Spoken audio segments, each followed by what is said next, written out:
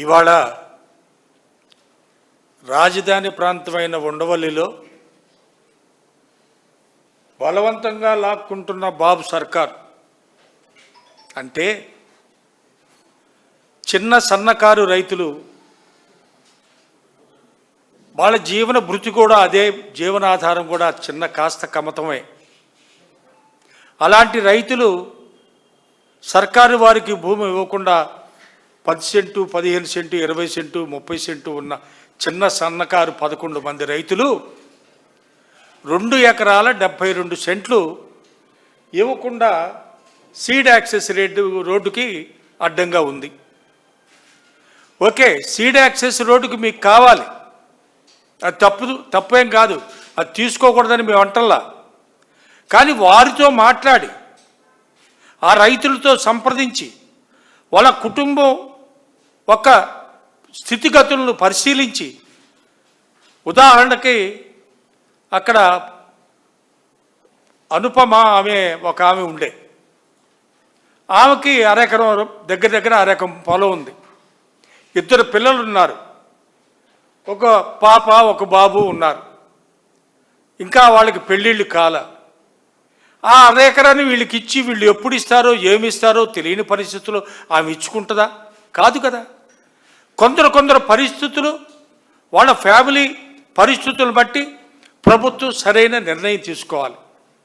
10 ఎకరాలు 15 ఎకరాలు ఉన్న వాళ్ళకి ఒకే రీతిన, అరెకరం పావు ఎకరం 10 సెంటు 20 సెంటు ఉన్నాళ్ళు కూడా ఒకే రీతిన ఒకే పద్ధతిలో చేస్తామంటే రైతులకి కుదరని వ్యవహారం ఇది.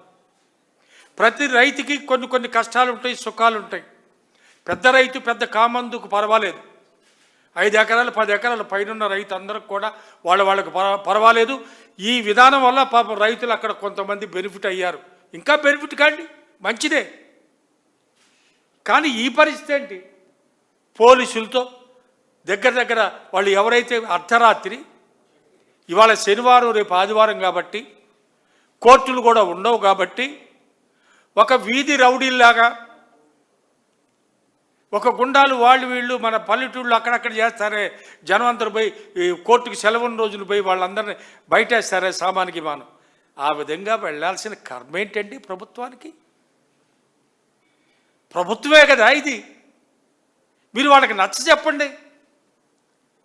సన్నకారుకి పేద రైతుకి వాళ్ళకున్న కష్టాలేంటి, బాధలేంటి ఒకసారి వినండి. వినటానికి కూడా మీకు టైం లేదు ఆ ఆఫీసర్స్ ఎవరికి. మీరు హై హ్యాండెడ్గా దుర్మార్గంగా వాళ్ళ పొలంలోకి పోయి అదిగో చూడండి, వాళ్ళు ఉండేది 11 మంది రైతులు, అంతా చిన్న సన్నకారు, వాళ్ళ మీద దుర్మార్గంగా 60-70 మంది పోలీస్ ఫోర్స్ పెట్టుకొని government officers, CRD officers, revenue వాళ్ళు వీళ్ళందరూ కలిపి పోయి వాళ్ళ మీద పడతారా? ఇది ధర్మమా?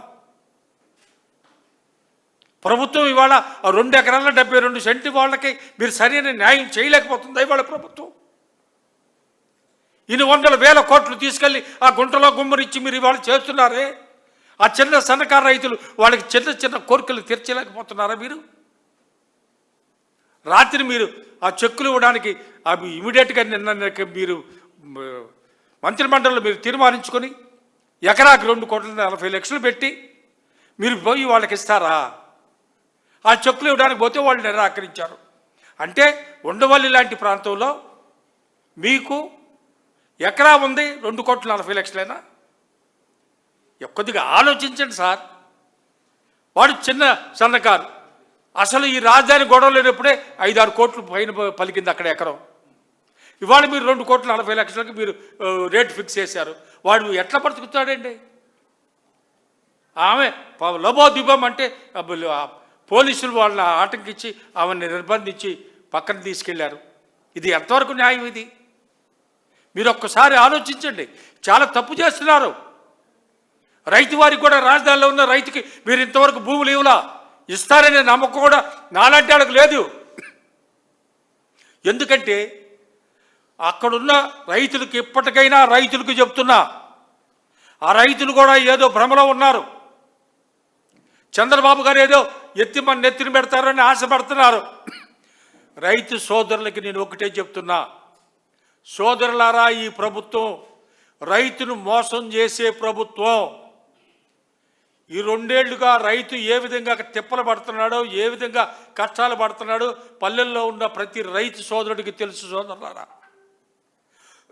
ఇవాళ రైతు సోదరులు గొంతు నిలిపే కార్యక్రమం ఇవాళ అమరావతిలో చేస్తున్నారు. మీరు వాళ్ళకి ఇవ్వండి, వాళ్ళకి భూమి ఇవ్వండి, వాళ్ళకి ఇవ్వాల్సిన భూమి ఇవ్వండి. శభాష్ అంటాం మేము కూడా. వాళ్ళకు భూమి ఇవ్వకుండా ఇక ఇలాంటి దురాఘాతాలు చేస్తారా? సీడ్ యాక్సెస్కి అవసరం మేము కాదంటలా, కానీ ఇదే ఇంకోసారి కూడా హెచ్చరిస్తున్నాం. రైతుకి, చిన్న సన్నకారు రైతులకి వాళ్ళకి ద్రోహం చేయొద్దు. మీరు వాళ్ళకు ద్రోహం తలపెట్టద్దు. ఏ చిన్న సన్నకారు రైతుకి ఏ విధమైన కష్టం నష్టమైనా మా వైఎస్ఆర్ కాంగ్రెస్ పార్టీ అండగా ఉంటుందని తెగేసి చెప్తున్నాము. రాజధానికి వ్యతిరేకమని మేము చెప్పలా. కట్టండి. అంతకుముందు మీరు కట్టిన తాత్కాలికమైన ఆ బిల్డింగులో గవర్నమెంట్ నడవలేదా? మా జగన్ గారి ప్రభుత్వం 5 ఏళ్ళు అక్కడ అసెంబ్లీ అక్కడ పెట్టలేదా? హైకోర్టు అక్కడ లేదా? అక్కడే ఉందిగా. ఇప్పుడు మీరు కడుతున్నారు, కట్టండి, అవి కూడా ఉపయోగిస్తారు రేపు. తప్పే ఉంది. కానీ రైతుకు అన్యాయం చేయొద్దు. రైతు జీవితాలతో చెలగాటం ఆడొద్దు. రాష్ట్రం యావత్తు ధరలు లేక, కొనే నాదులు లేక, పంటలు పారబోసుకునే స్థితిలో ఇవాళ రైతున్నారు ఆంధ్ర రాష్ట్రంలో.